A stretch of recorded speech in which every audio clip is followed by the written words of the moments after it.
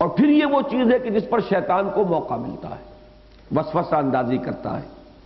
اگر تو نقد معاملہ ہو جائے تو وہ کہاں وسوسہ اندازی کرے گا، سودا ہو گیا، لین دین ہو چکا، لیکن پتہ نہیں، تم تو یہاں سب کچھ اپنا کھپا رہے ہو، پتہ نہیں وہ آخرت ہوگی بھی کہ نہیں ہوگی۔ تم نے یہ کسی پر اعتماد کر کے فیصلہ کیا ہے، لیکن یہ کہ پتہ نہیں واقعہ کیا ہے، ہوگا کہ نہیں ہوگا۔ یہ ہے اصل میں وہ دغدغہ، اس کو ذہن میں سمجھ لیجئے، شیطان کا یہ ڈالا ہوا وسوسہ، اس کو پس منظر میں رکھیں گے تب سمجھ میں آئے گا کہ اتنا ایمفیسس یہاں کیوں دیا جا رہا ہے، اتنی تاکید کیوں کی جا رہی ہے۔ وعدن علیہ حقا فی التوراۃ والانجیل والقرآن، یہ وعدہ اللہ کے ذمے ہے، ثابت شدنی، قطعی، یقینی، حتمی، وعدن علیہ حقا۔ اب یہ اعلیٰ کا جو یہاں صلہ آیا ہے، اس میں جو زور ہے اس کے ذمے ہے، اور یہ وعدہ اس پر ثابت ہے، یہ قطعی ہے، یہ حتمی ہے، یہ یقینی ہے۔ 3 مرتبہ توثیق ہو چکی اس کی، اور 3 کیا، یہ تو سینکڑوں مرتبہ ہوئی، ہزاروں مرتبہ ہوئی، لاکھوں مرتبہ ہوئی، اگر وہ روایت درست ہے کہ 1,20,000 انبیاء آئے ہیں، 24,000 انبیاء آئے ہیں، تو ہر نبی نے یہ وعدہ جو ہے اللہ تعالیٰ کی طرف سے اس کی توثیق کی ہے۔ لیکن یہ کہ 3 بڑے بڑے ادوار تو ہیں، وعدن علیہ حقا فی التوراۃ والانجیل والقرآن، تورات میں یہ وعدہ ہوا، انجیل میں یہ وعدہ ہوا، قرآن میں یہ وعدہ ہو رہا ہے۔ مزید دیکھیے، ومن اوفی بعہدہ من اللہ، اور اپنے عہد سے کا ایفا کرنے والا اللہ سے بڑھ کر کون ہوگا۔ یہ اوفا کا لفظ جب آتا ہے تو اس کی 2 شکلیں ممکن ہیں، یہ اگر فعل ہوگا تو اوفا یوفی ایفاءً، باب افعال سے بنے گا، لیکن یہاں یہ افعل التفضیل، افعلوں کے وزن پر صیغہ تفضیل ہے، اوفا، سب سے بڑھ کر وفا کرنے والا، سب سے زیادہ پورا کرنے والا۔ ومن اوفی بعہدہ من اللہ، کون ہوگا اللہ سے بڑھ کر اپنے عہد کا پورا کرنے والا۔ یہ دوسری تاکید ہو گئی۔ اب اس کا جو نتیجہ نکلنا چاہیے اس کے پس منظر میں بھی وہی ہے۔ میں نے مشاہدہ کیا ہے، تجربے میں یہ باتیں آئی ہیں کہ ایک انسان کسی وقت جذبات میں کوئی بڑا فیصلہ کر بیٹھتا ہے، میں اپنا کیریئر تج دینے کے لیے تیار ہوں، وقتی طور پر ایک تحریک پیدا ہوئی، فیصلہ کر لیا، کسی کے ساتھ جڑ گئے، اور اب طبیعت محسوس ہو رہا ہے کہ بجھی بجھی سی ہے، طبیعت میں بجائے اس کے کہ بشارت ہو، بشاشت ہو، انسان اب اندر ہی اندر سے محسوس کر رہا ہے کہ یہ میں کتنا بڑا فیصلہ کر بیٹھا، صحیح کیا کہ غلط کیا، یہ مجھے اتنا بڑا قدم اٹھانا چاہیے تھا یا نہیں۔ یہ ہوتے ہیں واقعات، اور اس طرح کی کسی کیفیت کا، کسی ایک آنن اور فانن جو معاملہ ہوتا ہے، یہ ہو جانا یہ کوئی بعید نہیں ہے، لیکن یہ کہ اگر اس قسم کی کیفیت انسان کے اندر کچھ مستقل سایہ اس کا پڑ رہا ہو تو یہ ایک بہت خوفناک مرض کی علامت ہے۔ یہ ہے وہ بات، اس کو آپ ہمیشہ کے لیے نوٹ کر لیجئے گا۔ پھر اس میں اس کے اندر کے جو ایک کشمکش یا کشاکش ہوتی ہے، وہ پھر جماعتی زندگی کے اندر فتنہ انگیزی شروع کرتی ہے، وہ طرح طرح سے اپنی اس عدم اطمینان کا اظہار کرتا ہے۔ وہ عدم اطمینان اس کا اندر ہے، فیصلہ کر بیٹھا ہوں بہت بڑا، یہ میں نے کتنی بڑی چھلانگ لگائی، یہ تو میں کوئی معلوم ہوتا ہے کہ جذبات میں غلط فیصلہ کر بیٹھا، لیکن اس کا ایک ظاہری اور علل اعلان اس کا اعتراف جو ہے وہ آسان نہیں ہوتا۔ اس میں اب غیر شعوری طور پر اس کے اپنے اندر بھی ایک بہت بڑی ہلچل ہوتی ہے، اور یہی ہلچل پھر اجتماعی زندگی کے اندر، جماعتی زندگی کے اندر پولیوشن کا اور طرح طرح کی خرابیوں کے پیدا ہونے کا ذریعہ بن جاتی ہے۔ اس کو اگر سمجھنا ہو تو اس لفظ کے پس منظر میں سمجھیے، فَاسْتَبْشِرُوا بِبَيْعِكُمُ الَّذِي بَایَعْتُم بِهِ، تو خوشیاں مناؤ اپنی اس بیع پر جو تم نے کی ہے، جس کا سودا تم نے کیا ہے۔ یہ سودا کرنے کے بعد ملول کیوں ہو گئے، غمگین کیوں ہو گئے، تمہاری طبیعت میں انقباض کیوں آ گیا؟ اس کا مطلب ہے کہ تمہیں اللہ کی بات پر یقین نہیں، تم کہیں اس کیفیت میں مبتلا تو نہیں ہو کہ پتہ نہیں ہوگا بھی کہ نہیں ہوگا؟ یہ یقین جو ہے یہ ہے در حقیقت جس کی کمی کا اظہار ہو رہا ہے، یا تمہارا ابھی وہ جو ایک ویلیو سٹرکچر کا معاملہ ہے وہ ابھی واقعتاً پختہ نہیں ہوا تھا۔ یہ بات تم نے شعوری طور پر طے نہیں کی تھی کہ ہم شعوری طور پر فیصلہ کر رہے ہیں کہ دنیا دے کر آخرت قبول، ترجیح ہے آخرت، ایثار، کلا بل تؤثرون الحیات الدنیا والآخرۃ خیر وابقیٰ۔ تم اس دنیا کی زندگی کو ترجیح دیتے ہو، حالانکہ آخرت بہتر بھی ہے، باقی رہنے والی بھی ہے۔ لیکن یہ بات جو ہے اس پر دل کا ٹھک جانا ہی تو اصل ہے بات۔ ایک وقت میں انسان اس کو قبول کر لے، اختیار کر لے، یہ اور ہے، اور ایک اس پر دل کا جم جانا ہے، دل کا ٹھک جانا ہے۔ یہی جم جانا، یہی ٹھک جانا، یہ سورہ حامیم السجدہ کا جو ہمارا درس ہے اس کا جو ابتدا ہے وہ یہی تو ہے، ان الذین قالوا ربنا اللہ ثم استقاموا۔ یہ استقامت عملی جو ہے در حقیقت اس استقامت قلبی کا نتیجہ ہوتی ہے۔ جنہوں نے کہا کہ ہمارا رب اللہ ہے پھر اس پر جم گئے، بالفعل جم جانا اسی وقت ممکن ہوگا جبکہ دل ٹھک چکا ہو۔ اسی کو حضور نے فرمایا قل آمنت باللہ ثم استقم، کہو کہ میں ایمان لایا اللہ پر پھر اس پر جم جاؤ۔ جہاں یہ استقامت باطنی نہیں ہوتی، جہاں ایمان میں ذوف ہوتا ہے، استقامت باطنی نہیں ہوگی، استقامت باطنی نہیں ہوگی تو اب انشرا کیسے ہوگا؟ آدمی ہو سکتا ہے کہ وعدہ کر بیٹھا ہوں، لگا بندھا چل بھی رہا ہے، کچھ اپنی اس عزت نفس کے تحفظ میں کچھ نہ کچھ بھاگ دوڑ بھی کر رہا ہے، کبھی کوئی بات مان بھی لیتا ہے، لیکن وہ اندر کی کیفیت وہ نہیں ہے جس میں بساست، جس میں استبشار۔ چنانچہ سورہ حامیم السجدہ میں بھی الفاظ کیا ہیں؟ ان الذین قالوا ربنا اللہ ثم استقاموا تتنزل علیہم الملائکۃ الا تخافوا ولا تحزنوا وابشروا بالجنۃ التی کنتم توعدون۔ یہاں پر بھی وہی بات ہے، فاستبشروا ببیعکم الذی بایعتم بہ، خوشیاں مناؤ، تمہارے تو چہرے دمکنے چاہیے، تمہیں تو اس پر ایک جشن منانا چاہیے۔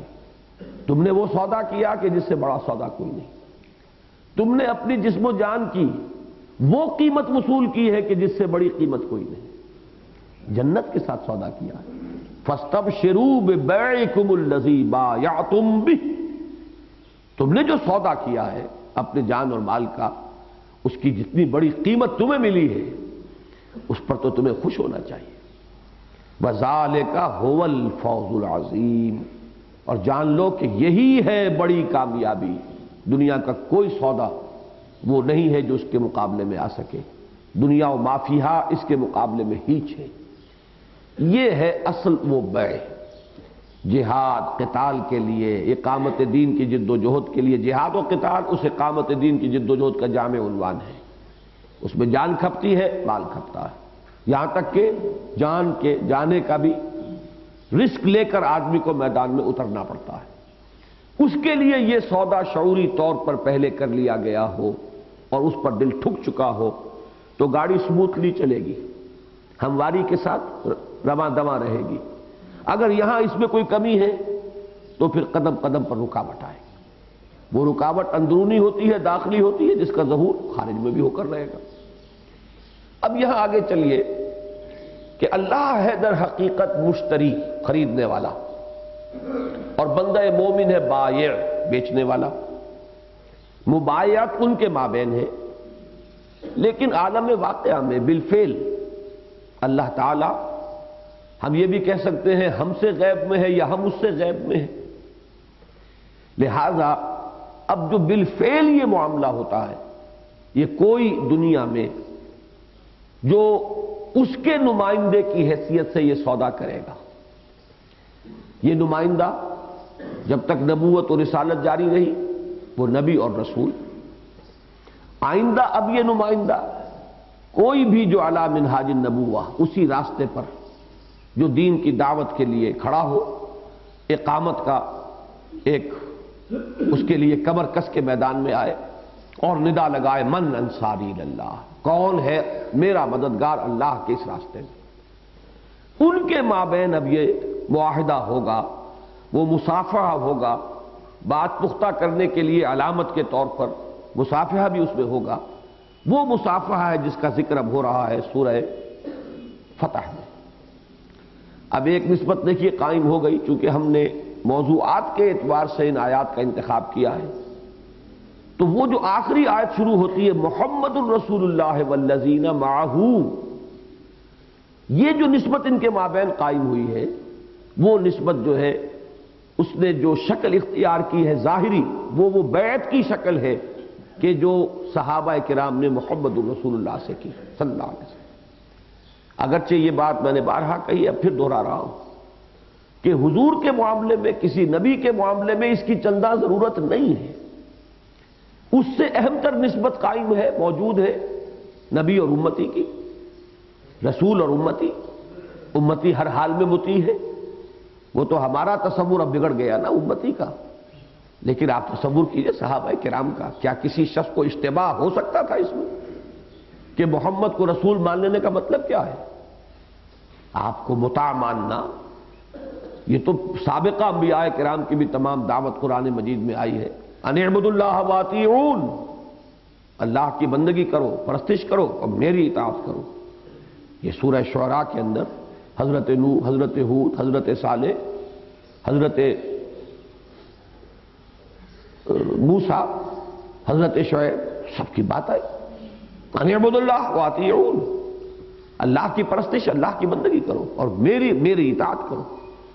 اس اعتبار سے وہاں تو وہ نسبت جو ہے اصل بنیادی کہیں زیادہ قوی اور مضبوط موجود ہے، لیکن میں اس بات پر پوری طرح انشراح صدر رکھتا ہوں کہ بیعت کا معاملہ حضور نے جو کیا ہے وہ امت کی رہنمائی کے لیے کیا ہے، آپ کو قطعاً ضرورت نہیں تھی بیعت کی، لیکن یہ کہ آئندہ تو یہ نبی اور امتی کی نسبت تو قائم نہیں ہوگی، وہ تو ہمیشہ ہمیشہ کے لیے قائم ہو چکی محمد الرسول اللہ، اور جو بھی کلمہ گو ہے اس کے مابین تا قیام قیامت نسبت ہی رہے گی۔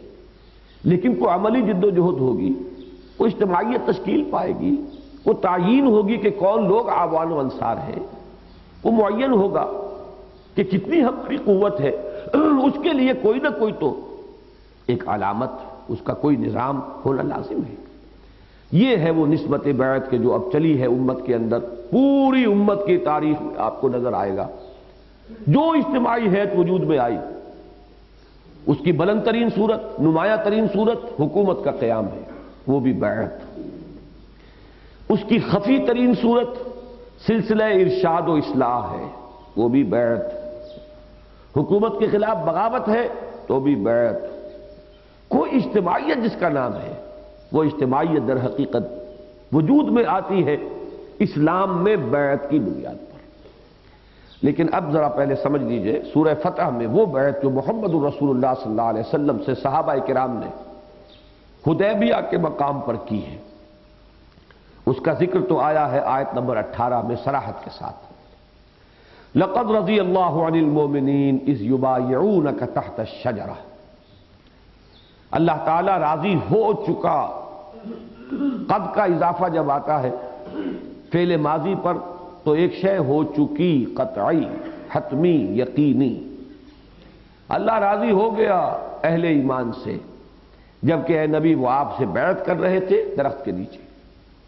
فعلم ما فی قلوبہم، تو اللہ تعالیٰ کے خوب علم میں ہے جو کچھ کہ ان کے دلوں میں ہے، اللہ جانتا تھا ان کے دلوں کی کیفیت کو۔ فانزل السکینۃ علیہم، اور اللہ نے اس وقت ان پر سکینت نازل فرمائی تھی، اطمینان۔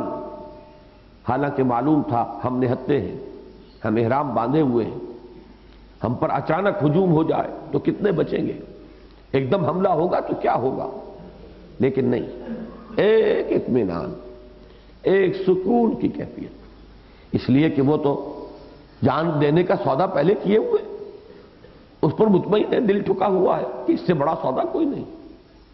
فزت ورب الکعبہ، رب کعبہ کی قسم میں کامیاب ہو گیا۔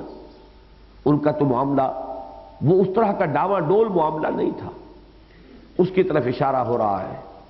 فَأَنزَلَ السَّكِينَةَ عَلَيْهِمْ وَأَصَابَهُمْ فَتْحًا قَرِيبًا، اور اللہ تعالیٰ نے بدلے میں ان کو عطا فرمائی ہے ایک بہت ہی قریب فتح۔ اس سے مراد یہ تفصیل سے درس ہو چکا ہے، سورہ فتح کا کیسٹس موجود ہیں، کہ وہ فتح سے مراد وہ صلح حدیبیہ کی فتح بھی ہے، اور وہ فتح بھی ہے کہ جو اس کے فوراً بعد اللہ تعالیٰ نے بطور انعام عطا فرمائی، فتح خیبر، جس میں بڑی غنیمت ہاتھ آئی ہے مسلمانوں کو، بہت مسلمانوں کے لیے مال غنیمت اللہ تعالیٰ نے فراہم فرمایا۔ اب ذرا آیت نمبر 10 دیکھیے، اس میں وہ اصل حقیقت آ رہی ہے کہ بات سمجھ لو، یہ اصل میں بیع و شراء کس کے ہاتھ میں ہے، کس کے مابین ہو رہی ہے، فریق کون ہے اس مبایعت کے؟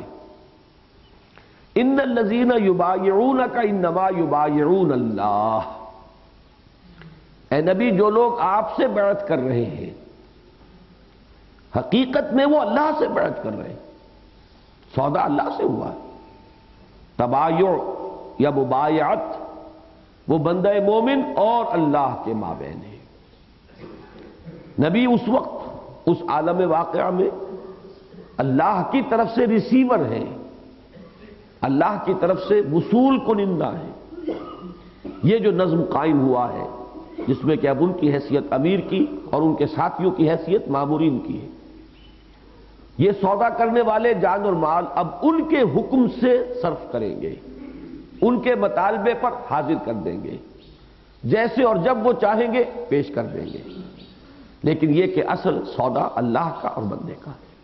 ان الذین یبایعونک انما یبایعون اللہ ید اللہ فوق ایدیہم۔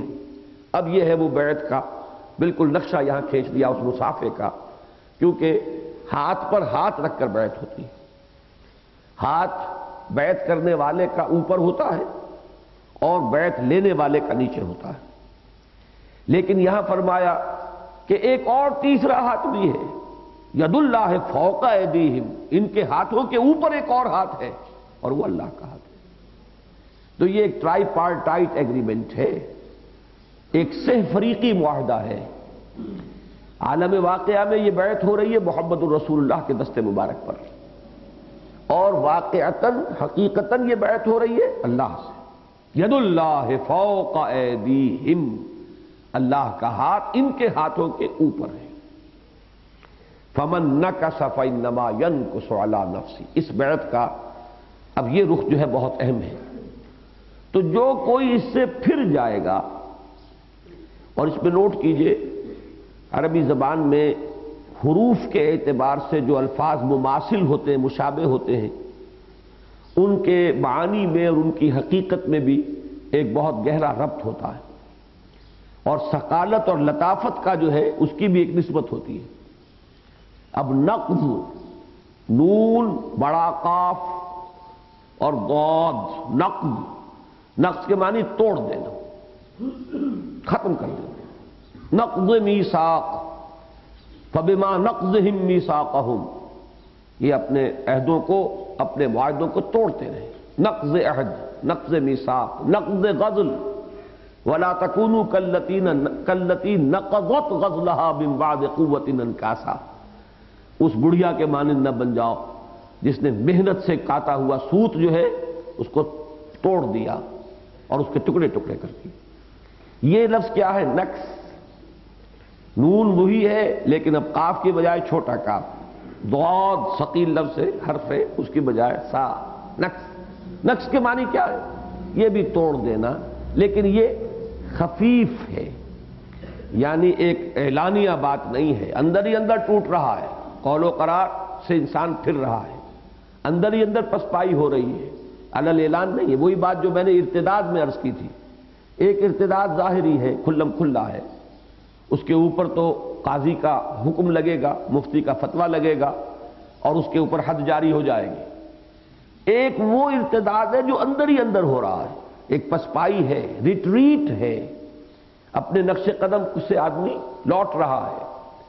یہ جو ہے یہ اندر ہی اندر والا یہ ہے نفاق۔ نفاق پر قاضی کا حکم نہیں لگ سکتا، نفاق پر مفتی کا فتویٰ نہیں چل سکتا، نفاق پر تو محمد الرسول اللہ صلی اللہ علیہ وسلم نے کوئی اجرا نہیں کیا کسی حکم کا۔ یہ تو ایک باطنی حقیقت ہے، اس سے زیادہ جو ہے وہ کسی بھی فقیہ یا کسی مفتی یا کسی قاضی کے موضوع کے اندر شامل نہیں ہوگا۔ یہی معاملہ یہاں نقص کا ہے، فمن نکث فانما ينکث علی نفسہ۔ لیکن اب اس کی رہنمائی تو دی جا رہی ہے، اپنے آپ کو ٹٹولتے رہا کرو، دیکھتے رہا کرو، جسے ہم اپنے محاورے میں کہتے ہیں اپنے گریبانوں میں جھانکتے رہا کرو، اپنے اس عہد پر قائم ہو، اس پر ڈٹے ہوئے ہو، اس پر انشراح ہے، اس پر انبساط ہے، اس پر استبشار ہے یا انقباض ہو چکا ہے؟ کہیں پسپائی تو نہیں کر چکے؟ اندر ہی اندر کہیں اس قول و قرار کی خلاف ورزی تو نہیں ہو رہی؟ فمن نکث فانما ينکث علی نفسہ۔ جو کوئی بھی یہ شکل اختیار کرے گا وہ در حقیقت اپنے اوپر سارا وبال لے گا، اس لیے کہ جس کے ہاتھ پر بیعت کی جا رہی ہے اس نے تو کوئی چیز آپ سے طے ہی نہیں کی، سودا تو آپ کا ہوا تھا اللہ کے ساتھ، قیمت اس نے دینی ہے، اس نے نہیں دینی۔ محمد الرسول اللہ نے تمہیں کوئی قیمت نہیں دینی، قیمت تو اللہ سے لوگے۔ عہد و قول و قرار اور تبایع اور مبایعت تو اللہ سے ہوئی ہے، تم نے عہد کیا ہے، تم اپنے عہد سے پھرے تو سارا وبال اپنے اوپر لوگے، ان کا کوئی نقصان نہیں، انہیں کوئی کسی طرح کا غضب نہیں پہنچے گا، اس میں انہوں نے کوئی ذمہ داری نہیں لی ہے، ذمہ داری ساری تمہاری ہے۔ فمن نکث فانما ينکث علی نفسہ۔ اب یہاں وہ لفظ اوفا آ گیا ہے، اوفا یوفی ایفان، اوفا لفظ وہی ہے تقریباً، لیکن آیا سورہ توبہ میں تو وہ تھا افعل التفضیل، سب سے بڑھ کر وفا کرنے والا، یہاں یہ ہے فعل ماضی کا صیغہ، اوفا یوفی ایفان، ومن اوفا بما عاہد علیہ اللہ، اور جس نے پورا کر دیا وہ جس پر کہ اس نے معاہدہ کیا تھا اللہ سے، مبایعت تو اللہ سے کی تھی، سودا اللہ سے کیا تھا، جس نے وہ پورا کر دیا فسیؤتیہ اجرا عظیما، تو اللہ تعالیٰ اسے بہت بڑا اجر عطا فرمائے گا۔ یہ ہے وہ بیعت کی اصل حقیقت کہ جس سے وہ ایک نسبت قائم ہوتی ہے، اجتماعیت وجود میں آتی ہے۔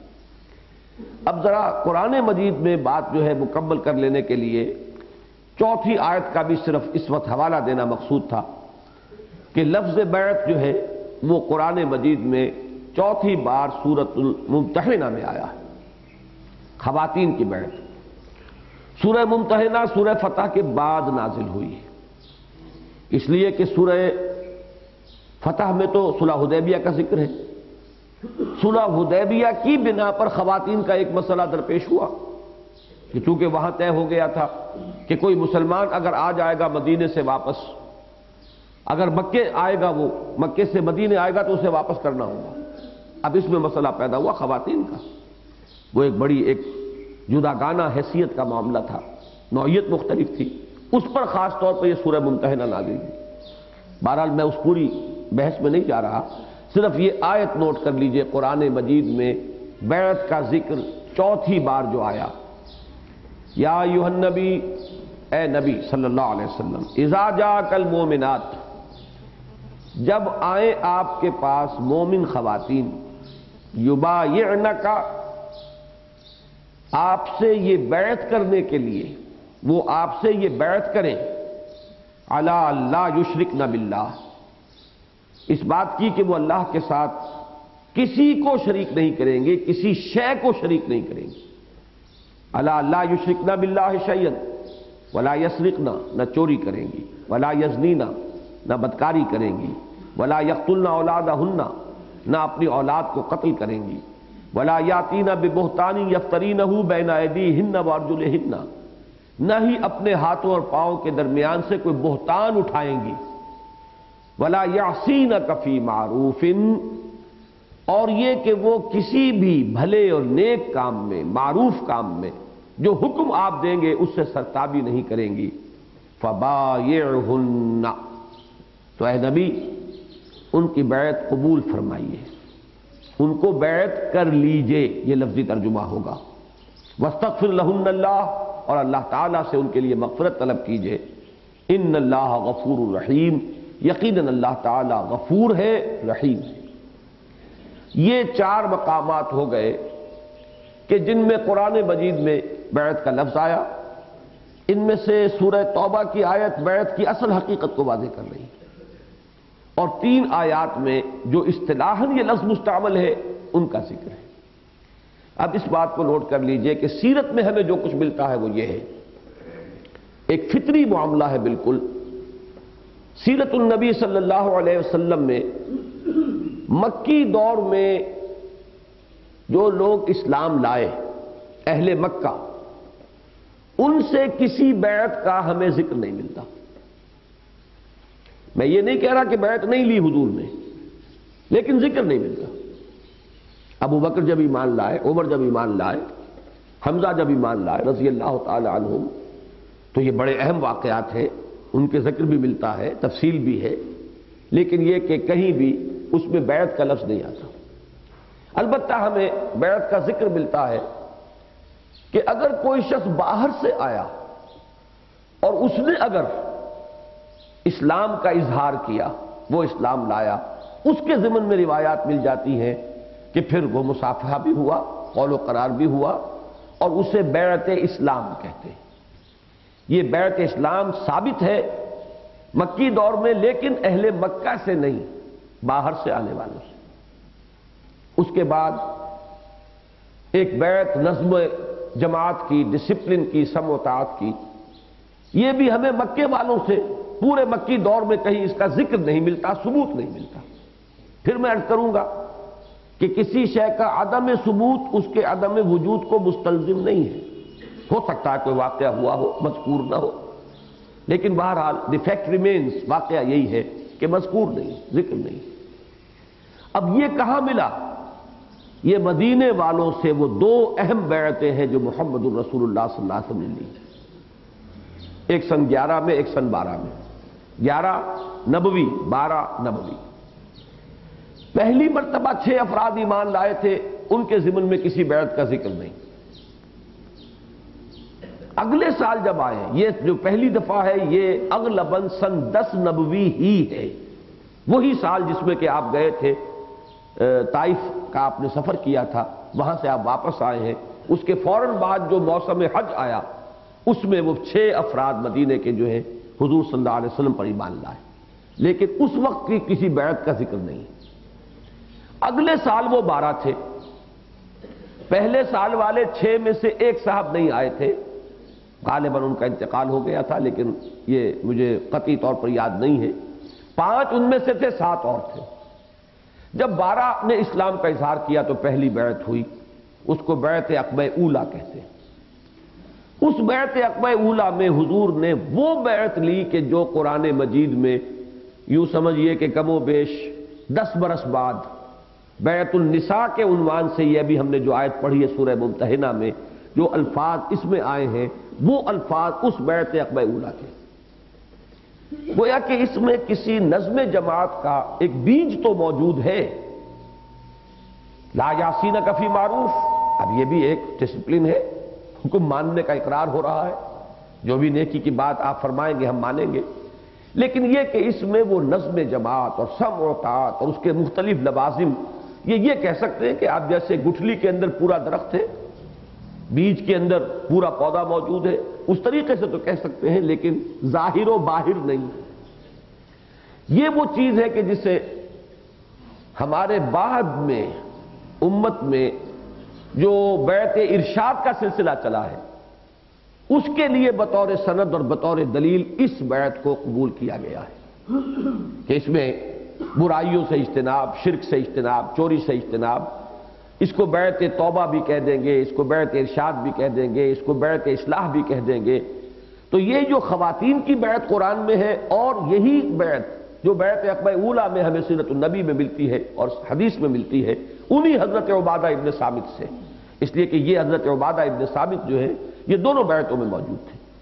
تو یہ بیعت در حقیقت ابھی ہم جو بات سمجھ رہے ہیں وہ یہ ہے کہ یہ کسی نظم کا حیولہ اپنے اندر کم سے کم ظاہری اور نمایاں طور پر نہیں رکھتی، بلکہ یہ کہ اس میں ہم یہ کہہ سکتے ہیں کہ جس طریقے سے ایمان کے اندر پوری چیز موجود ہے، جب رسول مان لیا، ایمان لے آئے تو اطاعت تو کرنی ہی ہے، اس کا صرف ایک تھوڑا سا اظہار کہ ہم آپ کا حکم بھی مانیں گے جو آپ ہمیں دیں گے۔ بس یہاں تک بات ختم ہو گئی۔ اب اس وقت انہوں نے کہا تھا کہ ہمیں کوئی دیجئے اپنا جانثار، اپنا ساتھی جو ہمیں قرآن پڑھائے۔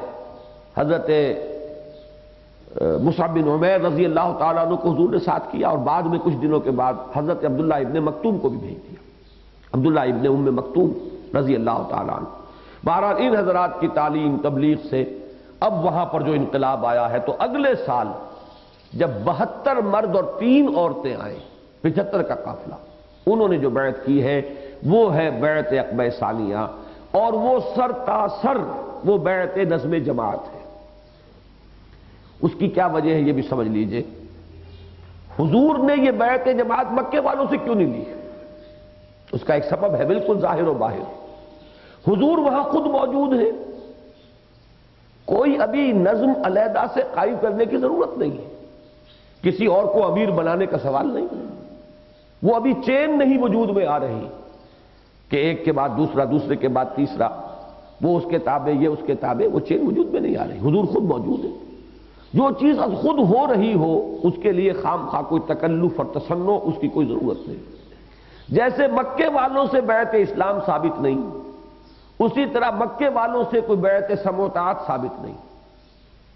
جس طریقے سے باہر سے آنے والے اگر اسلام لائے تو اس کے لیے بیعت کا ذکر مل گیا، اسی طریقے سے مدینے والے آئے تو ان سے بیعت سموتات لی گئی۔ وہ بیعت سموتات بھی شروع میں نہیں لی گئی، بلکہ جب وہاں ایک ہیئت اجتماعیہ کے قیام کی ضرورت پیش آ گئی کہ اب 2-4 آدمیوں کی بات نہیں ہے، 72 افراد ہیں، اور ان کے اندر حضور نے نقیب مقرر فرمائے، 12 نقیب۔ یہ نقیب کون تھے؟ حضور کے نامزد کردہ تھے، حضور کے طرف سے وہاں ڈسپلن کے اور وہاں کے نظم کے انچارج بن کر جا رہے تھے۔ اب ان کے پاس کیا اتھارٹی ہے؟ ان دیئر اون رائٹ ان کے پاس کوئی اختیار نہیں ہے۔ جیسے دوسرے ایمان لانے والے ویسے یہی ایمان لانے والے، ان کو اگر کوئی فوقیت یا فضیلت حاصل ہوئی ہے تو وہ در حقیقت نبی اکرم صلی اللہ علیہ وسلم کی نامزدگی سے حاصل ہوئی۔ کیا خیال ہے آج ہم کچھ وقت تھوڑا سا لگا لیں مزید؟ میں سمجھتا ہوں کہ اس مضمون کو آج ہم مکمل کر لیں تو اچھا ہے۔ لہذا اب یہاں ضرورت پیش آئی ہے کہ اب وہ پورا ڈھانچہ، پورا نظام جو ہے وہ تشکیل پا جائے کہ کوئی شخص کوئی اتھارٹی ڈرائیو کر رہا ہے تو کس کی بنیاد پر؟ اس لیے کہ حضور نے اس کو نامزد کیا ہے۔ اب گویا کہ ایک نظم قائم ہو رہا ہے۔ حضور تو یہاں مکے میں ابھی تشریف فرما ہے، مدینے والوں سے ملاقات بھی ہوگی تو 1 سال کے بعد ہوگی موسم حج میں۔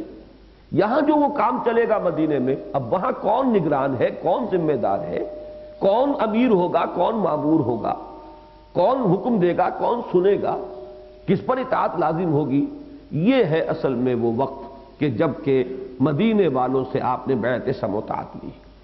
جو لوگ اس تاریخی پس منظر کو، اس تدریج کو، کس طرح سے ایکسفولیشن ہوئی ہے حالات کی، کس طریقے سے تقاضے ابھرے ہیں، کہاں ضرورت پیدا ہوئی ہے، جہاں ضرورت نہیں ہے وہاں کوئی تکلف، کوئی تصنع جو ہے ہمیں نظر نہیں آتا سیرت النبی میں۔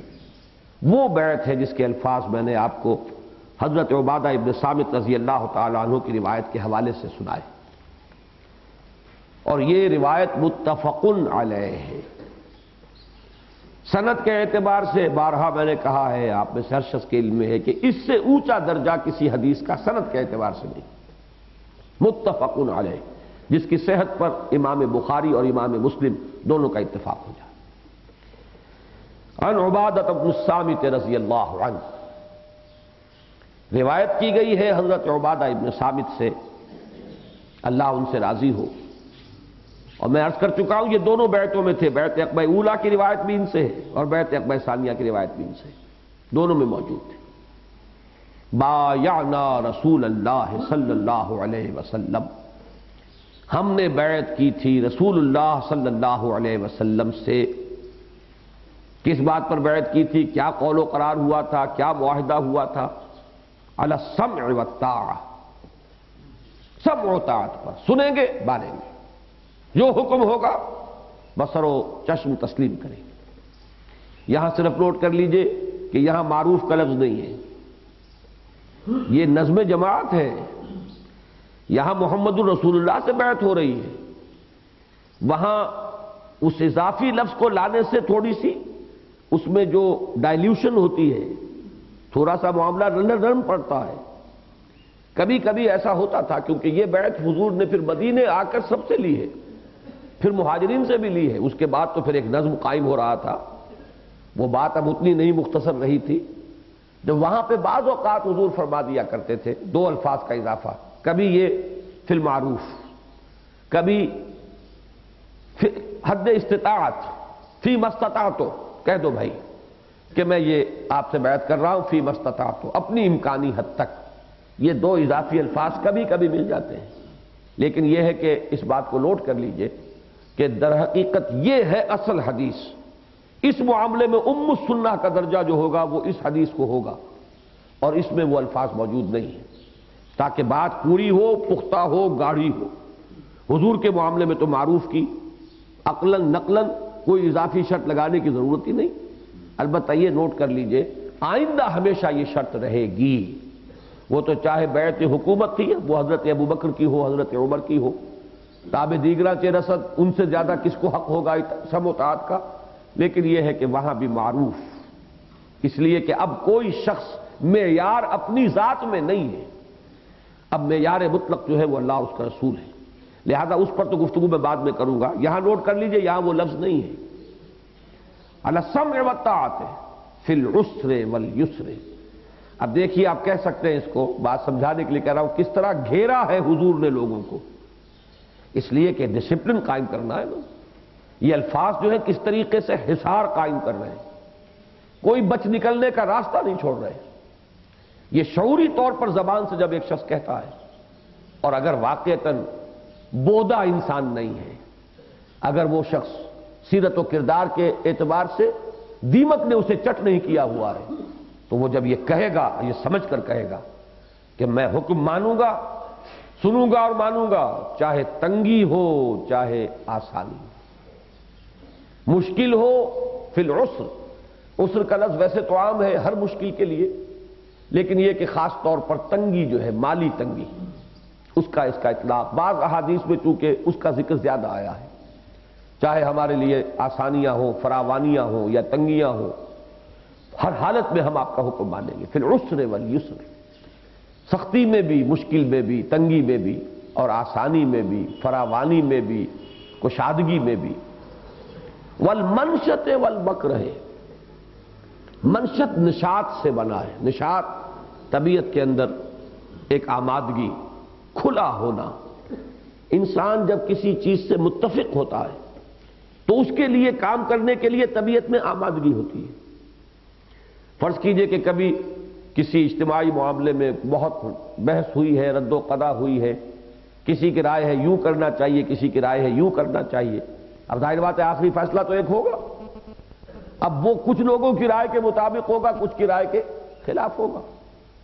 اب جن کے رائے کے مطابق ہوا ہے انہیں تو آپ دیکھیں گے کہ بڑے چاق اور چوبند ہو کر وہ اس میں لگ رہے ہیں، اس لیے کہ وہ تو ان کی طبیعت کا انشراح ہے، ان کی اپنی رائے یہی تھی، ان کی اپنی رائے کے مطابق فیصلہ ہوا ہے۔ اور جن لوگوں کی رائے کے خلاف فیصلہ ہوا ہے انہیں اب اپنی طبیعت کو دھکیلنا پڑے گا، انہیں اپنی طبیعت کو اس کے لیے مجبور کرنا پڑے گا۔ تو یہ دونوں کیفیتوں کا گھیراؤ کر لیا ہے انحصار، اس کا حصار، چاہے طبیعتیں آمادہ ہوں اور چاہے طبیعت پر جبر کرنا پڑے، اکراہ کرنا پڑے، اسے مجبور کرنا پڑے، اس لیے کہ نظم اس کے بغیر قائم نہیں رہ سکتا۔ جماعتی زندگی کی تو روح رواں یہی ہے، یہی اس کی لازمی، اس کا تقاضا ہے۔ اگر آدمی طے کر لے کہ صاحب ہماری مرضی کے مطابق ہوگا تو ہم ساتھ دیں گے، ورنہ جن کی رائے کے مطابق ہوا وہ کریں۔ یہ ہے وہ منافقت جماعتی اعتبار سے، جس کی سب سے نمایاں مثال غزوہ احد میں سامنے آئی، جبکہ عبداللہ ابن ابی یہ کہہ کر واپس لوٹ گیا 300 آدمیوں کے ساتھ، جب ہمارے مشورے پہ عمل نہیں ہوتا تو ہم خام خواہ اپنی جانیں کیوں خطرے کے اندر ڈالیں۔ اس کی رائے یہ تھی کہ مدینے کے اندر محصور ہو کر دفاع کیا جائے۔ عجیب بات یہ کہ خود حضور کی رائے بھی یہی تھی، لیکن حضور نے اپنے ساتھیوں کی رائے کا احترام کیا، ان کی دلجوئی کے لیے، ان کے جذبات کا پاس کرتے ہوئے اپنی رائے پر ان کی رائے کو مقدم رکھ کر فیصلہ کر دیا۔ لیکن اب وہ شخص جو ہے نکلا ہے، مدینے سے آیا ہے، 1000 کی نفری تھی حضور جب نکلے ہیں مدینہ منورہ سے، عین میدان جنگ سے کتنا بڑا نقصان پہنچایا ہے، کتنے لوگوں کے مومنین صادقین کے بھی پاؤں میں ایک دفعہ تو تزلزل پیدا ہوا ہوگا۔ ایک تہائی نفری ٹوٹ کر جا رہی ہے۔ پہلے ہی ہم ایک تہائی تھے مقابلے میں، 3000 سے 1000 کا مقابلہ تھا، اب ہماری ایک تہائی نفری جو ہے وہ ٹوٹ کر جا رہی ہے۔ اسی لیے آیا سورہ آل عمران میں اذ ہمت طائفتان منکم ان تفشلا، تم میں بھی دو گروہ ایسے تھے کہ جو ڈھیلے پڑ گئے تھے، جن کے پاؤں میں تزلزل آ گیا تھا۔ یہ سب کچھ کس بنیاد پر تھا؟ حل لنا من الامر من شیء، ہمارے ہاتھ میں بھی کوئی اختیار ہے کہ نہیں؟ اپنی منمانی کرتے ہیں، جو چاہتے ہیں فیصلہ کر دیتے ہیں۔ یہ معاملہ تو نہیں چل سکتا۔ اگر اس طرح چلانا ہے تو پھر چلائیں، پھر خود ہی جائیں، خود ہی اپنی جان مال کے اوپر سارے خطرات جو ہے وہ برداشت کریں، ہم ساتھ نہیں دیں گے۔ تو یہ ہے وہ چیز، بایعنا رسول اللہ صلی اللہ علیہ وسلم علی السمع والطاعۃ فی العسر والیسر والمنشط والمکرہ۔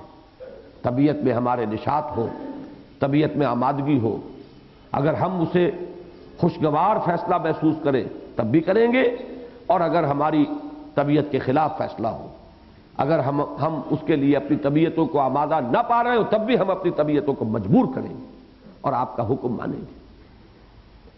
وَعَلَىٰ أَثَرَةٍ عَلَيْنَا، اور اس پر بھی ہم نے بیعت کی کہ چاہے ہم پر دوسروں کو ترجیح دی جائے۔ یہ جماعتی زندگی کا تیسرا معاملہ ہے، اس لیے کہ یہاں ظاہر بات ہے کہ ایک ہی امیر تو نہیں ہے، امارت کی تو ایک چین چلے گی۔ ایک امیر ہے، اس نے کسی کو اپنا نائب مقرر کیا ہے، پھر کوئی وہ لشکر بھیج رہا ہے تو وہاں اس کو کسی کو سپہ سالار بنایا ہے۔ اس لشکر میں سپہ سالار ہی تو نہیں ہے، کوئی میمنہ کا ہے، کوئی میسرہ کا ہے، کوئی قلب کا انچارج ہے۔ میسرہ کے اندر بھی کئی گروپ ہیں، کوئی کسی کے پاس کسی کا جھنڈا ہے، کسی کے پاس کسی کا جھنڈا ہے۔ تو یہ ایک چین ہے۔ جماعت جب بھی قائم ہوگی تو اس میں تو یہ ایک سوائے ایک شخص کے who is at the top، وہ تو امیر ہی امیر ہے، باقی تو ہر شخص جو ہے وہ امیر بھی ہے، مامور بھی ہے، اپنے سے اوپر کا مامور ہے، اپنے سے نیچے والوں کے لیے امیر ہے۔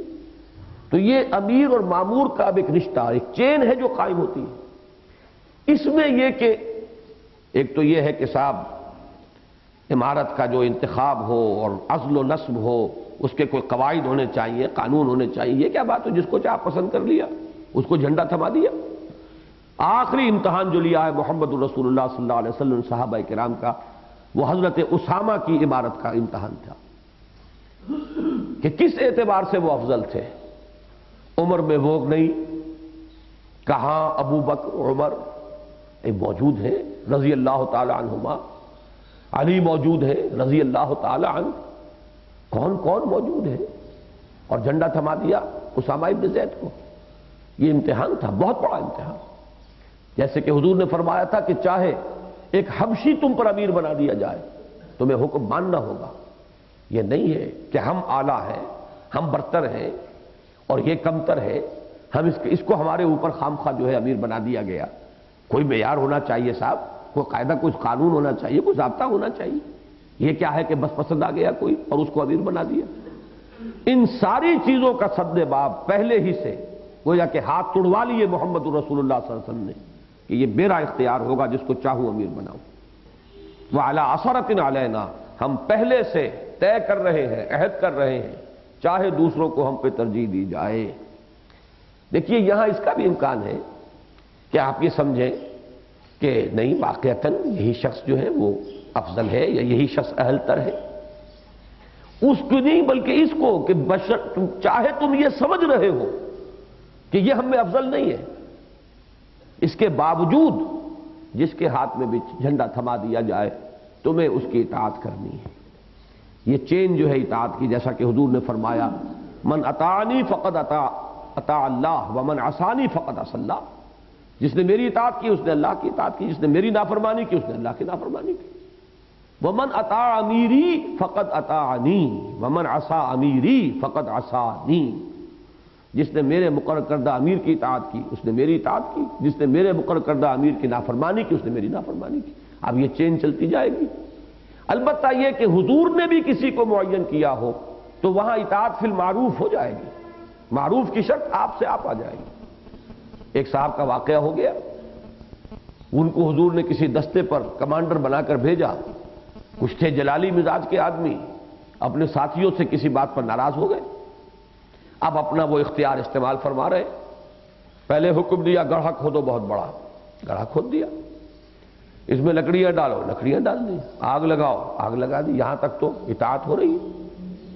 اب حکم ملتا ہے گرو، کود لگاؤ، چھلانگ لگاؤ، اس میں کودو۔ اب وہ ٹھٹک کے کھڑے رہ گئے کہ اسی آگ سے بچنے کے لیے تو ہم نے محمد کا دامن تھاما صلی اللہ علیہ وسلم، تو اس آگ میں ہم آپ کے حکم سے کیسے کود جائیں؟ بعد میں یہ معاملہ پیش کیا گیا، حضور نے فرمایا انہوں نے ٹھیک کیا۔ یہ کیوں آپ نے اس کی توثیق کی کہ یہ فی المعروف نہیں ہے، یہ تو